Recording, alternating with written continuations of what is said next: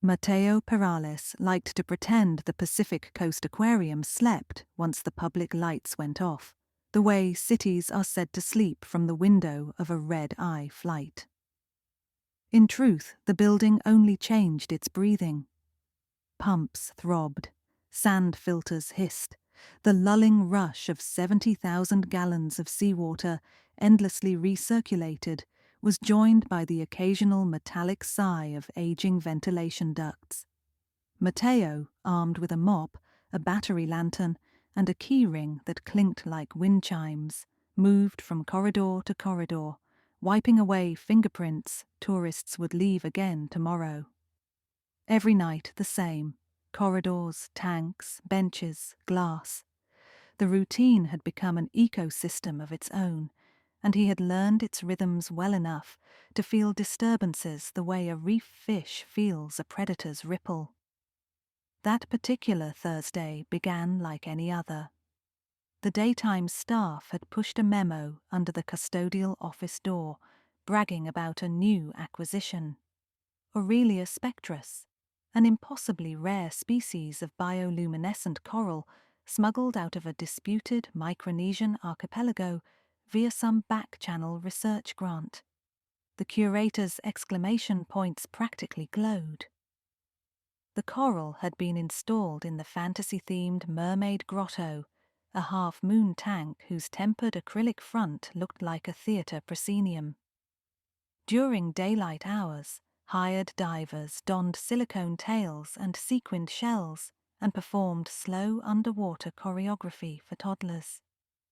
At night, the grotto was just another tube of dark water, its pumps burbling in the background and an aftertaste of stage glitter stuck to the grates.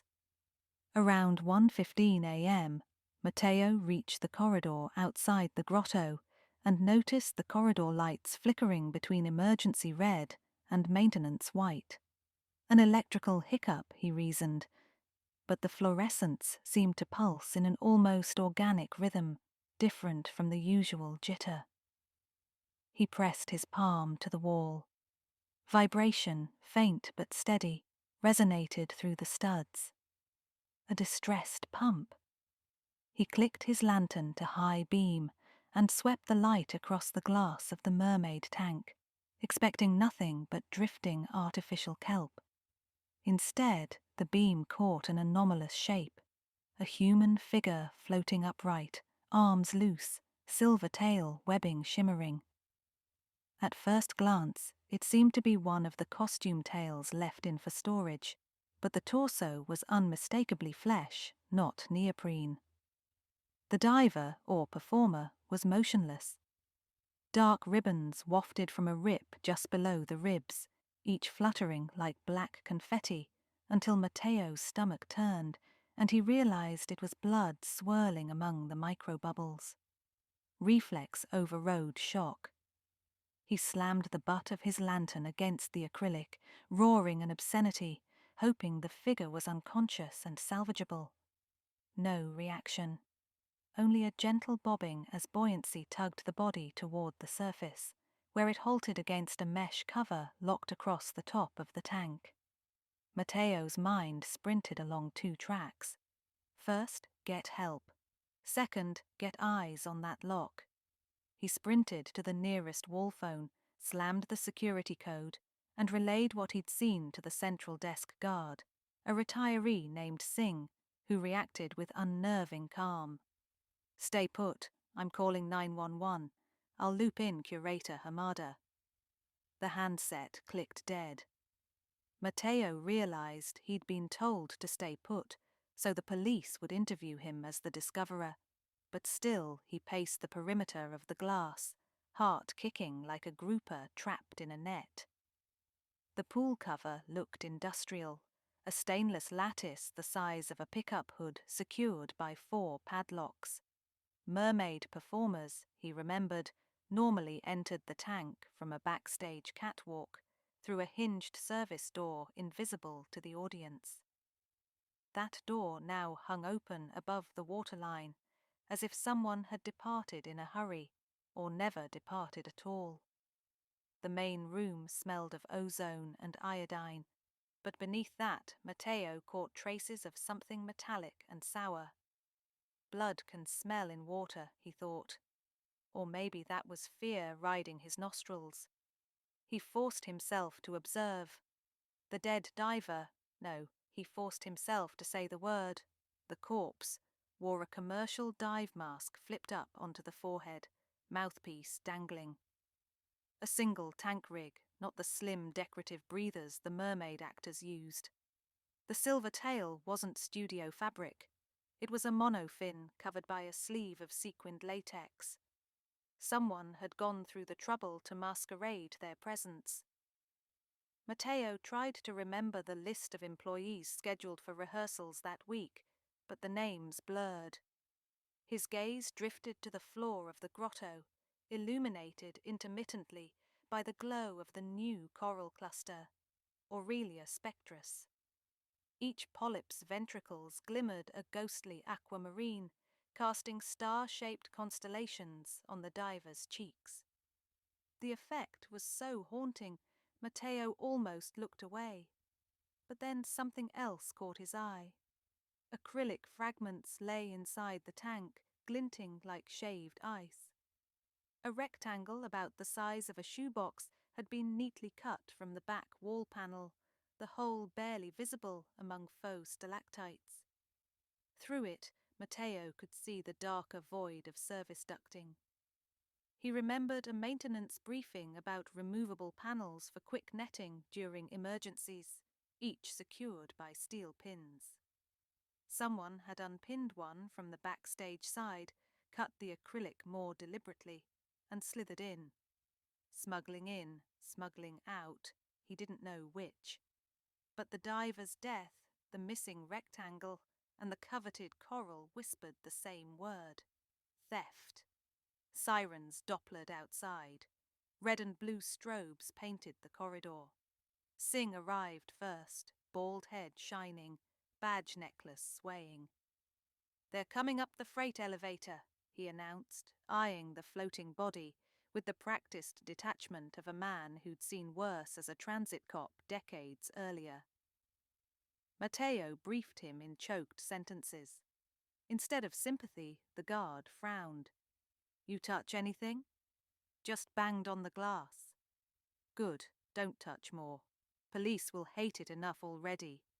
Singh aimed his flashlight into the water, tracing lines across the coral. "Hamada's going to have kittens."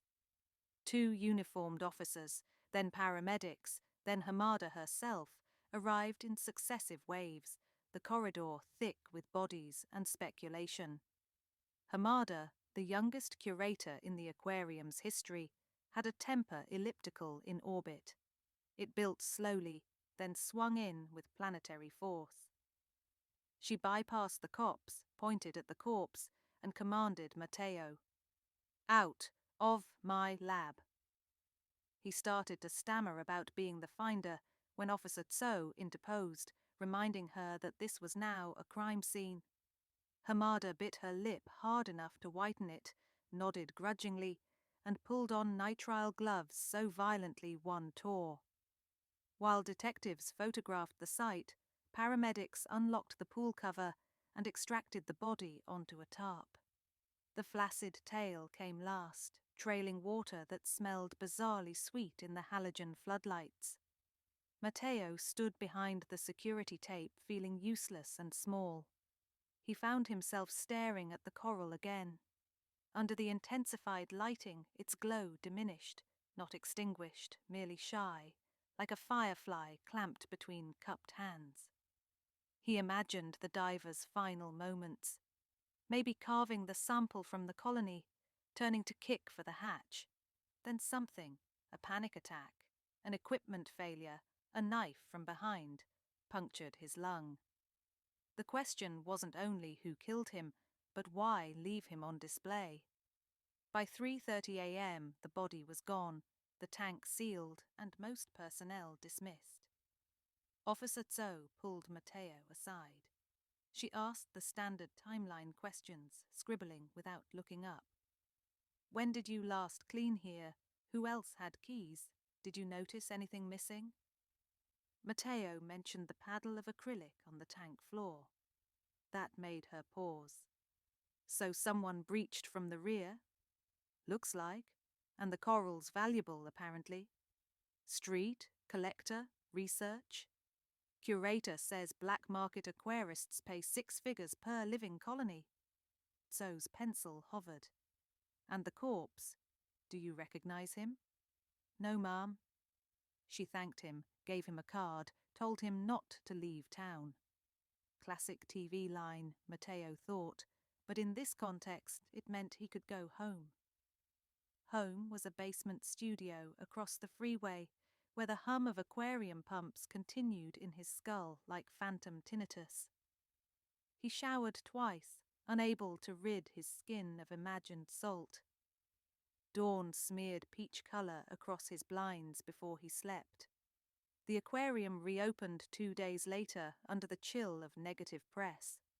Employees signed non-disclosure addenda, security cameras were doubled, and the mermaid program was suspended indefinitely. Matteo returned to work with mixed dread and curiosity. Every corridor now displayed new biometric scanners. Inside the custodial closet lay a stack of disposable booties to prevent cross-contamination. It felt less like an aquarium and more like a bioweapons lab. He avoided the grotto until his 3rd night back. The tank had been drained to half capacity, scaffolding erected around the rear panel. 2 men in charcoal suits hovered beside Hamada, discussing polycarbonate sheets. The coral, still growing on its limestone plug, had been relocated to a quarantine tray under guarded glass. Its glow pulsed weakly, stress, Matteo figured, like a protest cinch. Hamada spotted him, motioned him closer, and in a hushed voice said, "You have steady hands, right? I need a favor." Matteo blinked. "I'm mop and bucket." "You also have aquarium certification from your volunteer days. Don't act coy." She pointed to a bench where a lab drone had set out forceps and vials. "We're sampling nematocysts from the coral. The forensics report suggests the diver's wound isn't just a stab. Tissue shows cytotoxins consistent with some cnidarian species. If Aurelia spectris delivers that kind of payload, we need to know before we resubmerge anyone." "Wait," Matteo said. "You think the coral killed him?" "Killed or paralyzed enough to drown. Either way, this tank becomes Exhibit A." He swallowed. "Why ask me?" "Because everyone else is terrified, and I'm short on personnel cleared for after hours." Her voice softened. "Look, if you're uncomfortable..." He surprised himself by agreeing. Maybe it was survivor's guilt, maybe unspent adrenaline seeking purpose. Either way, half an hour later, Matteo stood on the scaffold wearing elbow-length gloves, poised with tweezers. The coral before him was otherworldly, translucent lobes latticed by capillaries that shimmered blue, then purple in hypnotic waves. He eased the forceps toward a single polyp, pinched, and felt through the glove a microscopic prick, like brushing against nettles. Instantly every polyp brightened. A ripple propagated through the colony, a light-based alarm. Matteo jerked back.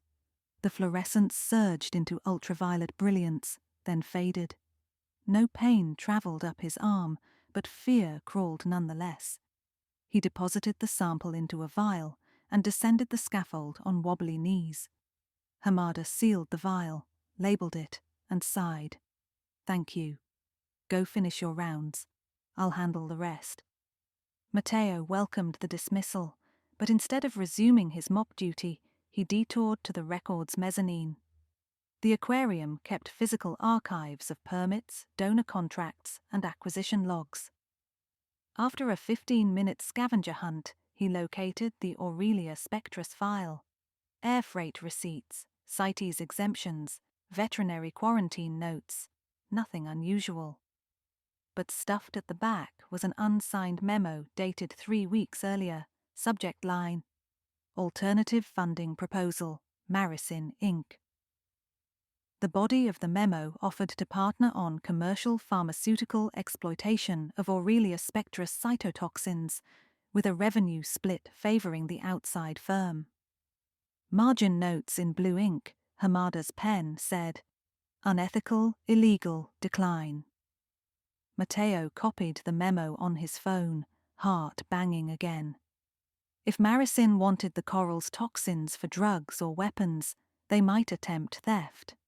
They might even send in a diver who didn't know the coral's full danger. He nearly took his evidence straight to Officer Tso, but chain of command daunted him. Instead, he texted Singh, the guard. "Need to talk off record." Singh replied, "Break room in 10. Matteo arrived to find the older man stirring vending machine coffee. He showed him the memo. Singh read, grunted, said nothing. Matteo pressed, "Could Marisin have someone inside? Someone with keys? The back panel pins?" Singh sipped. "Could be. But tread carefully, kid. Accusations burn hotter than welding torches. Do you know anyone here tied to them?" Singh's eyes shifted left. "We all got histories." Then he left, garbage cup in hand, leaving Matteo alone with humming refrigerators. Restless, Matteo resumed cleaning. At 3:08 a.m. his walkie hissed. "Custodian to Mermaid Grotto," said an unfamiliar voice. "Possible water leak." Matteo's name wasn't used. Protocol dictated verification through code phrases. The caller skipped them. His skin prickled.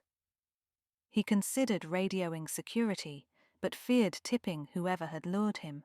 So instead he changed route, grabbing a pry bar from maintenance and approaching the grotto catwalk quietly. Someone was already on the scaffold, silhouette stark against the half-lit water. They knelt over the coral tray, unscrewing its plexi lid. The person wore a wetsuit bulkier than the mermaid performer gear, professional dive thermal matte black, and their face was concealed by a neoprene hood. Matteo's pulse drummed in his ears. He weighed two options, retreat for backup or confront. But the silhouette produced a scalpel and began slicing polyps into a specimen jar. That pushed him over the edge. "Stop!" he shouted, stepping under the scaffold, holding the pry bar like a sword. The figure flinched, knocking the jar. Slimed coral fragments splattered onto the scaffold planks, flickering turquoise. The thief cursed, a distinctly female voice, and dropped to the lower rung of the scaffold, aiming a flashlight at Matteo's eyes. He swung blindly, metal rang on metal as he struck the scaffold instead. The thief vaulted, landing cat-like beside him. She thrust something, pepper spray, but he twisted away. The jet hissed into empty air. They grappled. Her wetsuit offered little to grasp. In desperation, Matteo drove his shoulder into her sternum, shoving her against the acrylic wall. Her hood slipped, revealing wet hair the color of rust. Recognition punched him harder than any collision. Curator Hamada. "You," he gasped. Her eyes were wider than the full moon. "I didn't kill him," she hissed. "I'm trying to keep the coral out of worse hands." "By stealing it yourself?" "By destroying it." She brandished a syringe. "Thermite gel. Once injected into the base, the exothermic burn." A command voice boomed from behind. "Drop it, Dr. Hamada." Officer Tso emerged, sidearm trained, Singh behind her wielding cuffs. Hamada froze but didn't drop the syringe. Instead, she pivoted, aiming it toward the coral tray. Tso advanced, weapon steady. "Don't force me." Hamada's shoulders slumped. The syringe clattered to the floor. Tso cuffed her while reciting Miranda. Singh retrieved the gel and eyed Matteo with weary relief. In the security office an hour later, the narrative unfurled. Marisin Inc. had indeed proposed a private partnership. Hamada, passionate about conservation, rejected it. But Marisin agents approached her deputy curator, manipulating him with debt and promises. He'd become the masked diver, entering after hours to harvest live polyps. Hamada discovered his plan too late. She confronted him in the tank's backstage passage.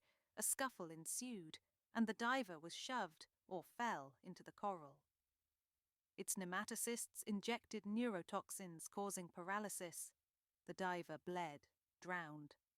Panicked, Hamada staged it as an intruder's theft gone wrong, locking the hatch and cutting the panel to confuse investigators. But guilt metastasized.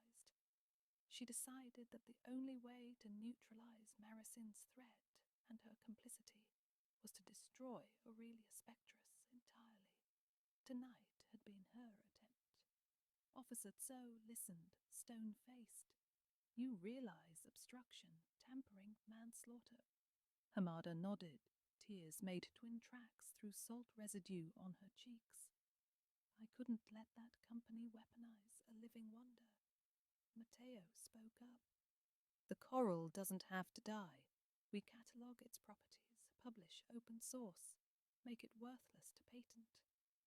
His voice trembled but grew steadier. That diver died trying to steal knowledge for profit. We can honor him by giving it away. Zoe cocked an eyebrow. A philosophical argument for the DA. Singh glowered. And a logistical nightmare. Yet something in Hamada's expression softened, hope amid wreckage. Weeks passed. Investigations, hearings, plea bargains. Hamada faced penal consequences, but was allowed limited research privileges under supervision. The coral, meanwhile, was relocated to a neutral marine institute where its genome was sequenced and uploaded publicly. Pharmaceutical labs could study it, but so could universities, citizen scientists, even rival companies. The monopoly Marisin craved simply dissolved. Matteo kept his custodian badge, but found himself drafted into odd support roles, photographing coral fluorescence for digital archives, cataloguing temperature logs, babysitting graduate students prone to fainting in humidity suits. He accepted with humility. Some nights, alone again in hushed corridors, he paused before the refilled mermaid tank, now tail-free, show cancelled indefinitely. The coral's glow still pulsed like a heartbeat, but gentler, as if aware that secrecy had been traded for stewardship. On the anniversary of the incident, Matteo left a single dive mask, cleaned and polished, on the catwalk altar style. He watched its lenses catch the coral's light, reflecting twin orbs of blue back at him. In that mirrored glow, he saw the ripple of every decision, fear, courage, mistake, redemption, moving through water that never truly slept. Pumps throbbed, filters hissed, and Matteo, mop in hand, resumed his rounds in an ecosystem forever changed, yet still breathing.